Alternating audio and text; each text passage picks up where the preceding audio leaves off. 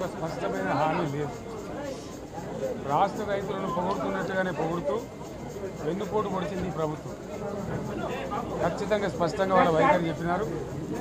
గతంలో ఇచ్చిన మాదిరిగా కాకుండా రైతు బంధులో, రైతు భరోసా పేద పథకంలో అనేక ఆంక్షలు పెట్టబోతున్నట్టుగా ప్రత్యక్షంగా చెప్పి రైతులకు ఆల్రెడీ మోసం చేశారు. బడ్జెట్లో వాళ్ళ నైజాం కూడా స్పష్టంగా బయటపడింది. గత ప్రభుత్వం అన్ని రాష్ట్రంలోని అన్ని వర్గాల సంక్షేమాన్ని, వాళ్ళ ఆర్థికాభివృద్ధిని కాంక్షించి అనేక పథకాలు ప్రవేశపెట్టడం జరిగింది. ఒక్క పథకం మీద కూడా ఇప్పుడు స్పష్టత లేదు. ఫర్ ఎగ్జాంపుల్, యాదవుల కోసం ఉన్నటువంటి వాళ్ళ అభివృద్ధి కోసం పెట్టినటువంటి గొర్రెల పెంపకం పథకాన్ని టోటల్గా మూసివేసినట్టుగా మనకు అర్థమవుతా ఉంది. ఇప్పటికే యాదవ సోదరులు చెల్లించిన డిపాజిట్ కూడా తిరిగి వాపసు తీసుకున్న ఈ ప్రభుత్వం ఎక్కడ కూడా లేదు. అత్యంత అడుగు వర్గాలు అని డబ్బా కొట్టినట్టు కొడుతూనే వాళ్ళు గొంతు కోసింది ప్రభుత్వం. దళిత వర్గాల కోసం గణితంలో ప్రవేశపెట్టబడ్డ విప్లవాత్మకమైనటువంటి దళిత బంధు పథకాన్ని ప్రస్తావన కూడా లేదు. ఇది చాలా దురదృష్టకరం. దళిత సమాజం పట్ల వీళ్ళకు ఉన్నటువంటి నిర్లక్ష్యానికి, వాళ్ళ ఫ్యూడల్ విధానానికి ఇంతకన్నా గొప్ప నిదర్శనం ఇంకోటి అవసరం లేదు. అదేవిధంగా మత్స్యకారులకు ఆ భరోసా లేదు, ఎవరికి కూడా చెప్పుకోదగ్గ భరోసా లేదు. ఇందులో విశేషం హైలైట్ ఏంటంటే ఆర్థిక మంత్రి ప్రతి మాటను ఒత్తి ఆ డబ్బు వచ్చినప్పుడు అదేందుకు పెద్ద మహాప్రపంచ విజయంలాగా ఒత్తి చెప్పడం తప్ప కొత్తది ఏమీ లేదు. ఒత్తి పలుకులు పలకడం తప్ప కొత్తగా చెప్పింది ఏమీ లేదు. ఏ ఒక కొత్త సంక్షేమ పథకం కానీ ఏది కూడా లేదు. మహిళల పట్ల కూడా చాలా స్పష్టంగా చెప్పాల్సిన అవసరం ఉండే. కానీ వాళ్ళు మేము 1,00,000 కోట్లతో అన్ని రుణాలు, ఆ రుణాలు వీలేదో ఇస్తున్నట్టుగా ఆల్రెడీ ఉన్న స్కీమే, నథింగ్ న్యూ అబౌట్ ఇట్, ఏమి లేదు.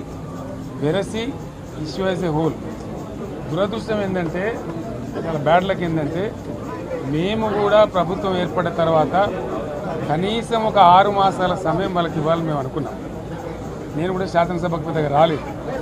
కానీ ఈరోజు బడ్జెట్ చూస్తే ఏ ఒక్క పాలసీ ఫార్ములేషన్ జరగలేదు. రాష్ట్రానికి సంబంధించినటువంటి ఏ ఒక్క విషయంలో కూడా ఈ అర్బక ప్రభుత్వం ఇప్పటి వరకు పాలసీ ఫార్ములేషనే చేసినట్టుగా కనపడతలేదు. వ్యవసాయం ఉంది, మాకు స్పష్టమైన అవగాహన ఉండే ఈ రాష్ట్రంలో వ్యవసాయ స్థిరీకరణ జరగాలని మేము 2 పంటలకు కూడా ఇచ్చినాం రైతు బంధు. వీళ్ళు ఎగ్గొడతామని చెప్తా ఉన్నారు. మేమేదో రైతులకు ఇచ్చిన డబ్బును దాన్ని పాడు చేసినాము, చెడగొట్టినాము, దుర్వినియోగం చేసామన్న పద్ధతిలో దురదృష్టకరమైన వ్యాఖ్యలు చేస్తూ ఉన్నారు. అంటే ఇది పూర్తిగా రైతు శత్రు ప్రభుత్వం అనేది తెలుస్తూ ఉంది. ధాన్యం కొనుగోలు చేయలేదు, విద్యుత్ సరఫరా చేయడం లేదు, నీళ్ళు సరఫరా చేయడం లేదు, చాలా ఇబ్బందులు పెడతా ఉన్నారు. ఇంకా రైతు భరోసా, రైతు బంధు గురించి ప్రస్తావనే లేదు. ఎప్పుడేస్తారని మా ఎమ్మెల్యేలు అడిగితే కూడా కనీసం సమాధానం చెప్తలేరు. కాబట్టి రైతులను వంచింది ప్రభుత్వం, వృత్తి కార్మికులను వంచింది. ఒక్క పాలసీ, ఇండస్ట్రియల్ పాలసీ ఏమి లేదు. బట్టి గ్యాస్ ట్రాష్ పంచరంగ ఈస్మాన్ కలర్ లాగా చెప్పడం తప్ప, స్టోరీ టెల్లింగ్ లాగా ఉన్నది తప్ప బడ్జెట్ చెప్పినట్టు లేదు. రాష్ట్రంలో వ్యవసాయ పాలసీ ఏమిటి, పారిశ్రామిక పాలసీ ఏమిటి, ఐటీ పాలసీ ఏమిటి, ఇంకా ఇతర అనేక పాలసీ, పేద వర్గాలకు సంబంధించిన పాలసీ ఏమిటి అనే దాని మీద ఏ ఒక్క దాని మీద కూడా గ్యాసు ట్రాషే తప్ప, చిల్లర మల్లర ప్లాట్ఫామ్ స్పీచ్ లాగా ఉంది తప్ప అది బడ్జెట్ ప్రసంగం లాగా లేదు. రాజకీయ సభలలో చెప్పినట్టు ఉంది తప్ప ఏ ఒక్క పాలసీని కూడా నిర్దిష్టంగా ఈ పనిని మేము ఎట్లా సాధిస్తాం, మా గోల్స్ ఇవి, మా టార్గెట్స్ ఇవి అనే పద్ధతి కానీ పద్దు కానీ లేదు. ఇది పేదల బడ్జెట్ కాదు, రైతుల బడ్జెట్ కాదు, యువల బడ్జెట్. విశ్లేషణలో మీకు తెలుస్తుంది. భవిష్యత్తులో బ్రహ్మాండంగా మేము దీన్నంతా కూడా చీల్చి చెండాడబోతాం. Thank you.